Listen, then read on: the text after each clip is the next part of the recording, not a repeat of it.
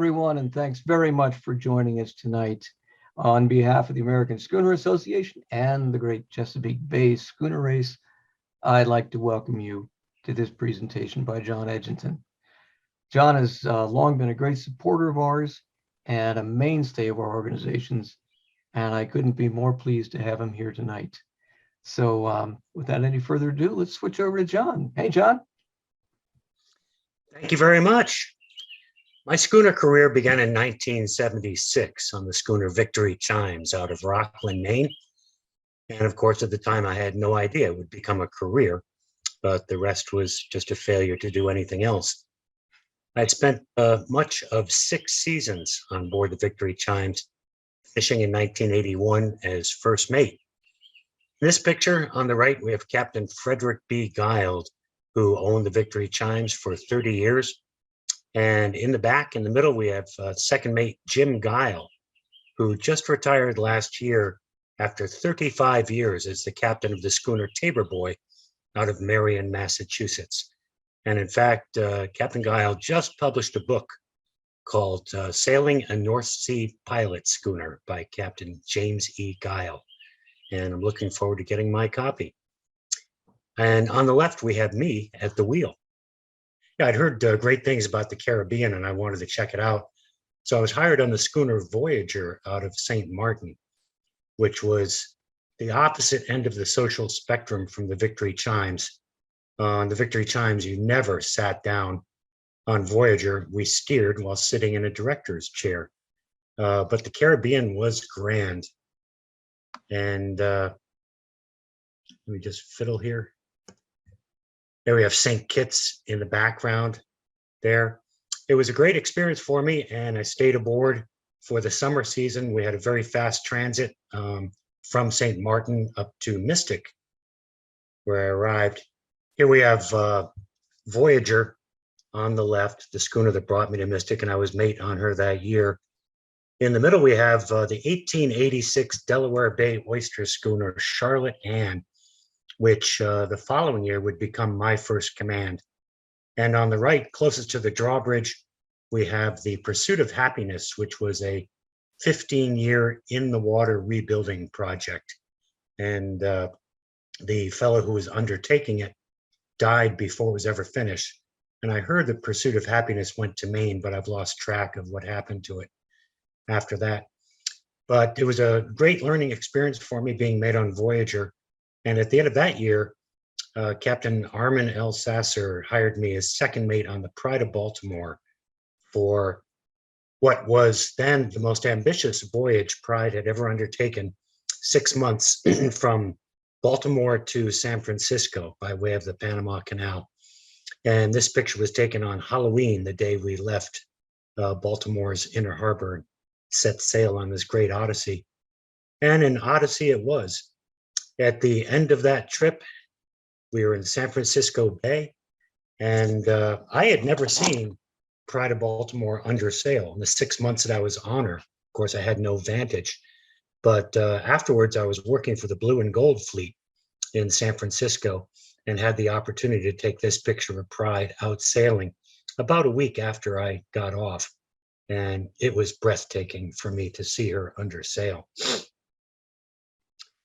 After I got off Pride, I came back to Mystic and took my first command. As I mentioned, it was the Charlotte Ann. And that was a great learning experience. This picture was taken in the fall. We relocated to Newport, Rhode Island, and we were doing day sails covering the America's Cup races. What we did not know would be the last America's Cup races held out of Newport.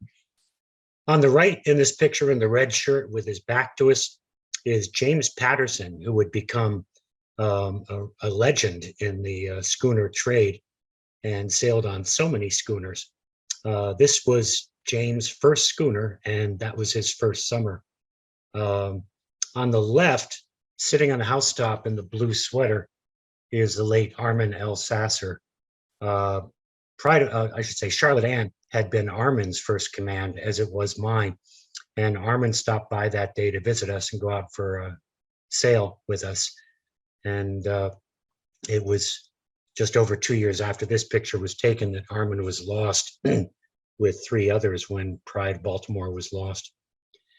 At the end of this Newport adventure, James and I delivered the Charlotte Ann to Fort Lauderdale, where it was sold, and it never came back to Mystic. It went to Chicago after that and has since been broken up. And so needing a job and loving what I was doing, I applied to the other schooner in town, the Mystic Whaler. And here's launching day shot of the Mystic Whaler in Tarpon Springs, Florida, George Sutton's yard on the Anclote River. And this is January of 1967, 4 days before a football game that would later be renamed Super Bowl I. And the two brothers who commissioned the schooner to be built were PJ and Charlie Matthews, and they were Orthodox Greeks. So we had an Orthodox Greek priest bless the schooner at the launching ceremony. In this photograph on the left in the light overcoat, that's Charlie Matthews, who I never met. He died in 1976. His brother, PJ, is all the way on the right with his back to us. And it was PJ who hired me in 1984 as captain of the Mystic Whaler. And boy, he didn't know what he was getting into. The Mystic Whaler did a variety of cruises out in New England. They also had 2 winters in the Caribbean, and that is Virgin Gorda in the background. And although they gave up the Caribbean after 1969, they kept using this photograph in all their marketing for years and years afterwards. There's a postcard from Sag Harbor advertising the Hamptons. Let me see if I can enlarge this a little bit. Hey, John, can you hold on Yeah. a second?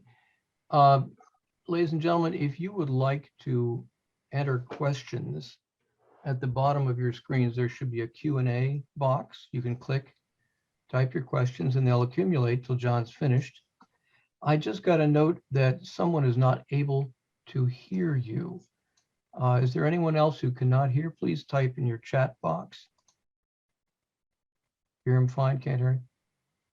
Looks like everybody's doing okay. I can hear me. Okay, well, I'm glad. Okay, thank you very much, John. Let's carry on. Okay, and this postcard taken from Sag Harbor, probably about 1982. That is Captain Quentin Snedeker at the helm of the Mystic Whaler. He was captain of the Mystic Whaler for 11 years. And we had a swarthy crew on board my first year. I think I still look like that too. After 4 years on the Mystic Whaler, I transferred to the Mystic Clipper. And Mystic Clipper was a joy to sail. And for 6 years, I was captain of the Mystic Clipper, also out of Mystic. And she gave us many a rewarding experience. The whole time I had been on the Mystic Whaler, the vessel was not well maintained, and the Coast Guard had issued frequent warnings to PJ that the maintenance needed to be improved, but we were never kept on payroll other than when we were sailing to do the work that was needed. One more shot of the Mystic Clipper in front of World Trade Center towers there. Back to the Mystic Whaler. In 1990, when the Mystic Whaler hauled out, the Coast Guard condemned the vessel. And basically, it was a long time in coming. The warnings had been there, but Mystic Whaler needed a whole new bottom. And to facilitate that work, most of the interior would have to be removed along with the plumbing and the wiring, which was no great loss at that point. PJ committed himself to rebuilding the vessel, but after 2 years, the yard bills had gotten way ahead of the payments, and the yard shut the program down. We didn't know when we hauled out in 1990 that the Mystic Whaler would be out of the water for over 5 years and would never go back in the water under PJ's ownership again. But finally, after 4 years, PJ announced his intention to sign the Mystic Whaler over to the yard in Rhode Island and walk away from it. And then PJ died without ever actually having done that. The yard was stuck with a derelict vessel on their hands, a large one at that. They knew that I had no money, but if I had the opportunity to raise the money, that I would be a pretty good candidate to take on the Mystic Whaler. And so we came to an agreement. And I went out and started raising money. We had this ingeniously simple idea that could not work. We wrote to friends and asked them to give us unsecured loans. And it did work. We got enough together that Bank of America came in with the rest of the capital we would need to get going. And in January of 1995, it was all systems go, except for one delay. Bank of America would not release the money until the yard could prove that they had owned the vessel that they had just sold me. And they could not, because PJ never signed the boat over to them. And PJ was no longer alive. PJ's widow balked at signing the hull over to the yard, and there were legal delays there until she was finally persuaded that she had no benefit to derive from continuing to own the hull. So she signed the boat over. We lost almost 3 months in legal delays, and we were in a hurry to get going. We were out of time, and we had a great deal of work to do. So we were working on the vessel, notwithstanding the fact that we didn't own it and we were not insured. This was the engine room before we ripped the last of the old wiring out, and we're looking up to daylight there, up into the old galley. We worked in a hurry to button everything up and get the vessel launchable. This was the engine room looking down now, when we're all sandblasted, painted, and all the welding was done, and ready to lower the engine in. This was the great room. This is the great room as it looked when it was finished. This was the great room we started with. Still a bit of daylight there to button up. And this was the galley. This is the galley as it wound up. Bear with me. And here we are in the galley with all the welding done, the sandblasting done, painting done, cleaning up, and getting ready to install it. But this was the galley we had started with when we took it all on. But we were in a mad rush. We had some wonderful folks coming to help us out. We had a great crew hired, and everybody went to it with a will. And working like mad. We're at ProMet in Providence here now. Lots of details to attend to, lots to keep track of. We should get an engine in there, I guess. Yeah, propeller too, that would be good. We'll get that on. Rewiring the vessel, and wiring and wiring and wiring.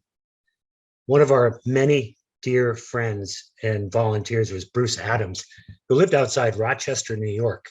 And every Friday afternoon, he would get out of work and drive 6 hours to Providence, spend the weekend volunteering on the Mystic Whaler. On Monday, he would call out sick, and then Monday night, he would drive 6 hours back home. There wasn't anything we could find that Bruce couldn't build. Here he was building a refrigerator in the galley. People would stop by and say, "What are you doing?" He said, "I'm building a refrigerator." There'd be applause, and each person would say, "You can't build a refrigerator out of plywood." Well, we did, and it's still there. And Bruce, the mason, built the brick dry works. And he built the great room head. By now, Bruce is starting to look a little bit tired in this photograph. We started laying down the new deck. And that's all. It's a steel deck underneath the clear vertical grain Douglas fir there going down. And we're all camping on board. Finally, we got to the point where we were ready to launch the hull. We weren't ready to do anything else, but finally we got Mystic Whaler into the water with the engine in. And we headed back, we got underway under our own power and headed back for Mystic.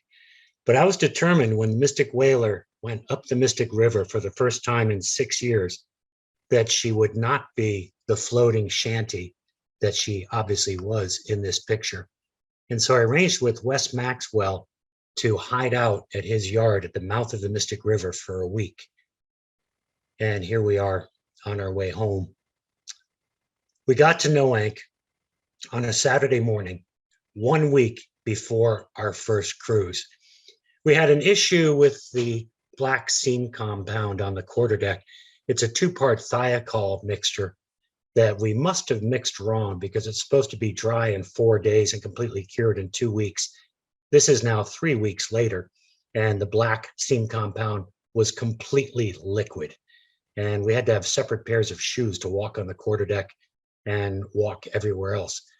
Meanwhile, we had a Coast Guard inspection on Tuesday, but before that, we had an FCC inspection on Monday to inspect our electronics. We had no electronics, and we had no compass. The one that's in this picture is a very rare 7-inch constellation. The compass fluid was fogged, the dome was cracked, and the pivot point was chipped so that the compass would not turn. You're always going in the same direction. Clearly, that wasn't going to pass inspection. George Winters, our local compass adjuster, had been looking for a 7-inch constellation dome to replace that with. And he'd been looking for a long time. They hadn't been made in 30 years. And so Saturday morning when we got in, George came down and collected the compass from us. And I said, George, see what you can do, or we're going to have to talk about terms on a new compass because we're out of time here. Monday morning, George came back with a compass looking just like new. It was amazing. You can see it in this picture forward of the little girl's hat there. And I said, George, how did you do that? And he said, well, about 3 years ago, there was a compass adjuster in Florida who retired, and he put his inventory up for sale. And I went down there, and he had 2 7-inch constellation domes. And he said, I'd better pick those up just in case the Mystic Whaler ever gets back into the water. And so we got a newly rebuilt compass out of it. On Sunday afternoon, Fred Wilson from Dockside Electronics came and installed all the electronics on the Mystic Whaler. On Monday, the FCC inspector came, inspected the electronics, wrote us out a safety certificate, FCC. On Tuesday, Coast Guard came. Dave Radacci was the inspector. At this point, we had only half the bunks built down below. No ladders to get down below yet in most places. And it was a shambles. And the inspector just looked around the vessel and he said, John, you're going sailing when? And I said, Saturday. And he said, John, you're never going to make it. And I said, I know what you're saying, Dave, and I understand. But I've been here every day, and we'd start work at 6 in the morning and promised ourselves that we would knock off by midnight. And we never did. But, I said, at the end of each day, it's been a whole different schooner than it was that morning.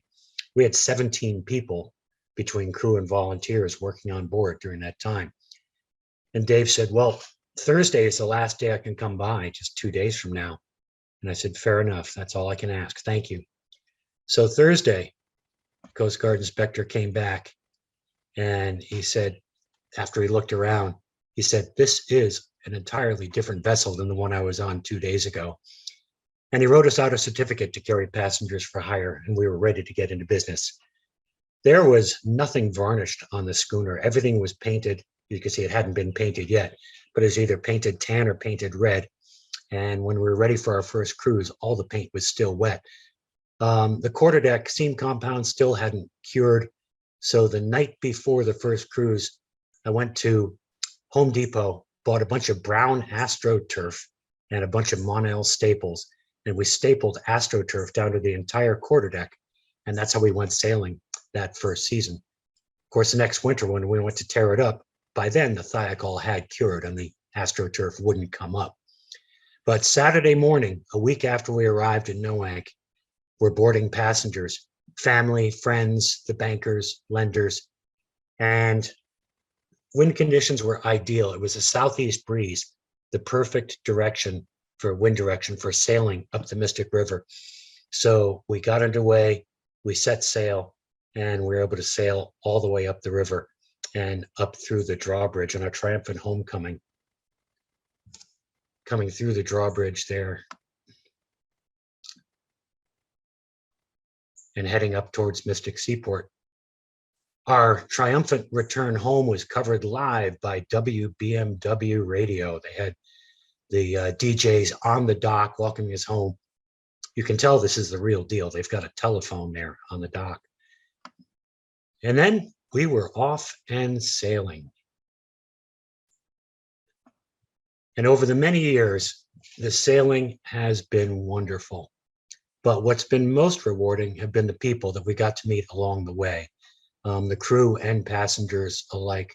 Our lives have been enriched by all the people the Mystic Whaler brought to us, and we'll be forever grateful. Got to do a lot of interesting things as well. Hosting American Schooner Association rendezvous at Block Island and at Greenport. We also got to spend 24 spring seasons on the Hudson River, working with the Clearwater organization, doing environmental education sales. And that was a tremendous experience. Here we are sailing off Breakneck Ridge with a group of fourth graders on board. Lots of special moments during the Hudson River seasons. This is a musical moment under sail. One of those moments I just had to pinch myself, said, I can't believe I get to be here for this. But all jamming together, starting from the left, we have David Amram and Rafi, Pete Seeger in the white hat.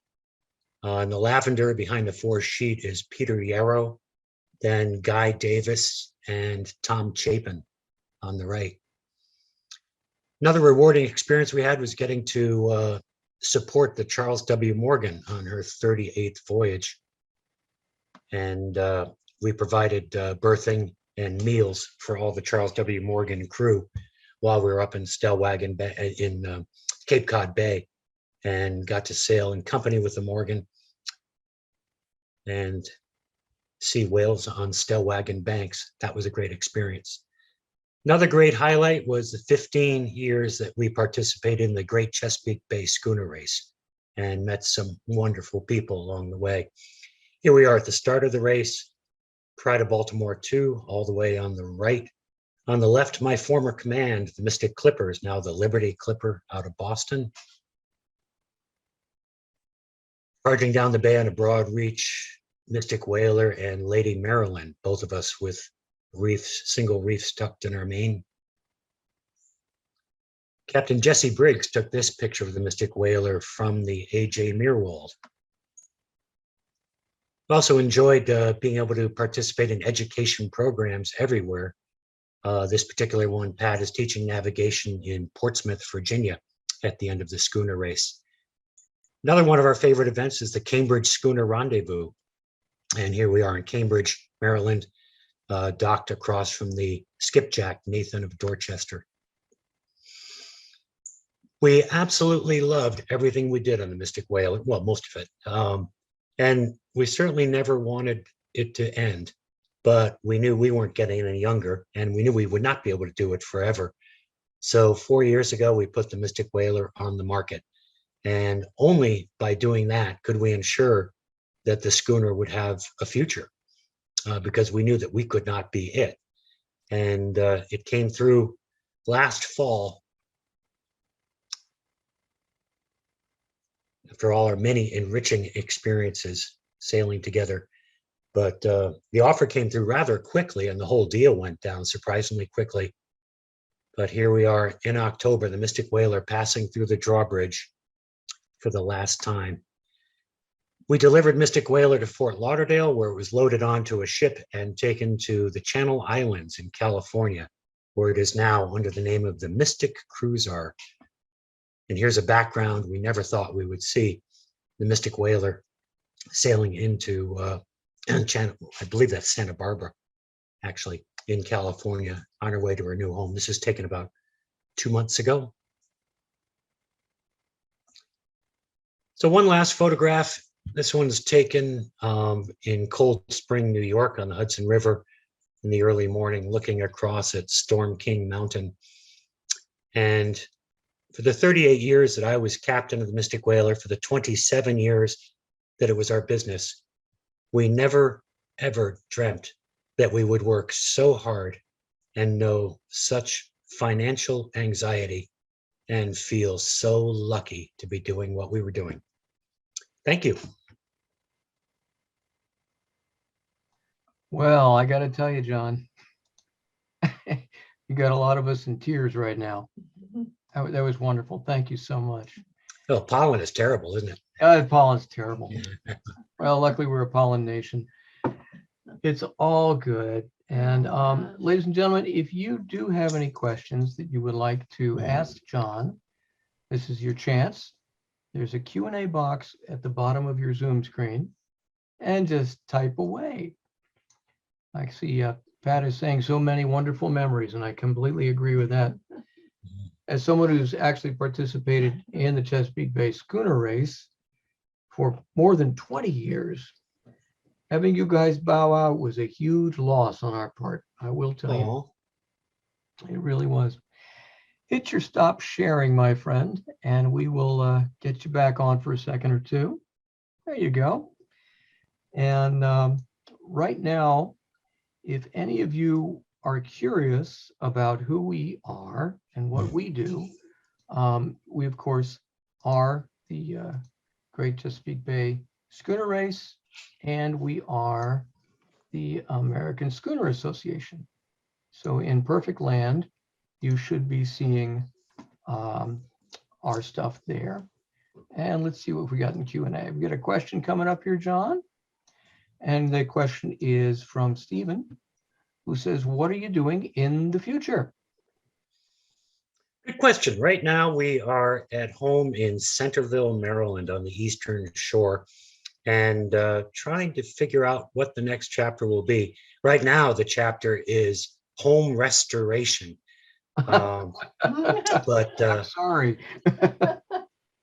I'm not done yet, so I don't know what the next chapter is, but I'd like to obviously stay underway and be able to provide a service to people. So we'll see. Don't worry, I'll try and find something for you to do. John, are you able to do that? Ship's name in California is not my choice. It is Mystic Cruzar, Cruzar. Oh, what a frightening thought. Are you, John, are you able to see the Q&A, the questions running along? I am, okay. As far as I know. It looks like William Davies has sent one in. I'm looking at Wendy. Oh, you're ahead of me. When did Wendy? I started on the Mystic Whaler in 1984, which was the first year Mystic Whaler did not go to the Chesapeake Bay, and she did not come back until 2001. That's right. Yeah, pretty cool. Well, you say question from William Davies there? Yeah, Duncan, why don't you go ahead and read them since you're seeing them in a different order than I am. William asks, so what were some of the more challenging aspects of running a schooner-based business? Any advice for someone thinking of doing the same? Be well capitalized. The greatest anxiety I knew, and it happened more than once, it was in January, knowing that I could not pay the mortgage and wondering how we were going to keep it going. There were, the winters are lonely when and you're a seasonal operation. One thing banks dislike more than a seasonal business is one that can sink. And so we were very fortunate to get Bank of America to come in behind us on that. But yeah, as I say, we've been very enriched by the many people the Mystic Whaler brought into our lives, and especially the crew, who were always our family, which is not to say that we always enjoyed being an employer. Totally get that. Greg Dukowski, I actually had lunch with him about 3 days ago. Hi, Greg. Hey there. He says, Centerville, exclamation point. I'm living in Rock Hall now. We should get together for a few beverages. Greg, I'm not sure that was a question. What do you have? What do you got there? It's all good, man.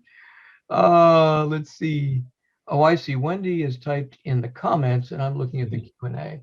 So we'll have to keep an eye on both of those. Yeah, very good. All right, my friends, we have made it all the way to 7:30. What a concept. And it's been an excellent time. Are there any more questions you'd like to send in, please? Great. Hi, Brenda. Brenda Reed is online there. There was one other question. Are you a young crew coming up to do what we did? And the answer is yes. The Tall Ships America organization has a page called the Billet Bank, where they list job openings on commercial and not-for-profit tall ships. And there is always a tremendous demand for crew. I saw the schooners Woodwind out of Annapolis are advertising for crew as well.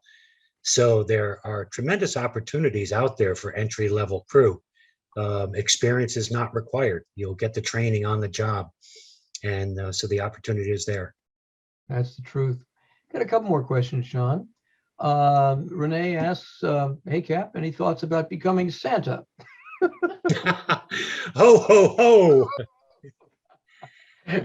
And Greg wants to know when you're getting another boat. Oh, my God. Got one, thank you. Yeah. And Robin says, hey, what made you choose Victory Chimes? When I was 12 years old, I had the opportunity to spend some time on Whitehead Island off the coast of Maine with a crew of kids. We were helping to restore an old life-saving station on Whitehead. And one foggy day, I looked out, I heard a commotion on the water of a vessel moving, but I didn't hear an engine. And I heard voices. And I looked out, wondering what it was. And then there was a break in the fog, and into that break sailed the three-masted schooner Victory Chimes. How cool is that? I was so transfixed. I just knew I had to get on that. And 7 years later, I was hired. That is, what a wonderful story. And you scratch the surface of a lot of these captains, and they've got similar stories like that. So it's going to be pretty exciting. Yeah, if anyone's around Mystic or have the opportunity to get to Mystic Seaport Museum, the Victory Chimes is dry docked at the shipyard at Mystic Seaport right now for their annual inspection.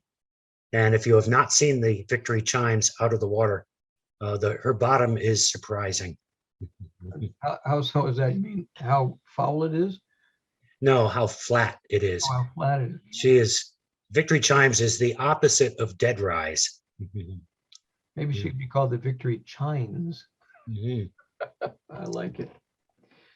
All right, everybody. And before we hang off, I want to thank you all very much for coming. And keep an eye out on your emails. We're going to have a number of very interesting people. And we got Matt Rutherford lined up for us. And we're going to be talking to Will Gates, who is the captain of the Maryland Dove. So we've got some really interesting things coming on.